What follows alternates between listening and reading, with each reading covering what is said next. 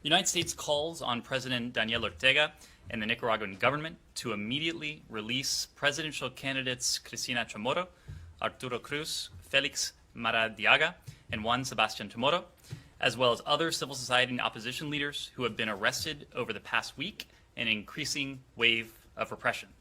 The United States condemns these actions in the most unequivocal terms and holds President Ortega and those who carry out his authoritarian orders responsible for their safety and well-being.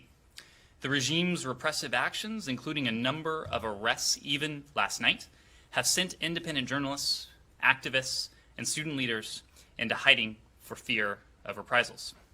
In response, and we just announced this, the Department of the Treasury, the United States is imposing sanctions on several members of the Ortega regime who are complicit in the regime's repression.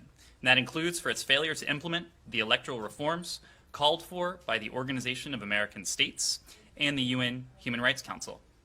Today, the United States announces sanctions on Camila Ortega Murillo, an advisor and daughter of Daniel Ortega, Leonardo Ovidio Reyes Ramirez, the president of the Central Bank of Nicaragua, Julio Modesto Rodriguez Valladares, a military general, and Edwin Ramon Castro Rivera, a National Assembly deputy. As these sanctions demonstrate, there are costs for those who are complicit in the regime's repression. The United States will continue to use diplomatic and economic tools against members of the regime engaged in this wave of repression.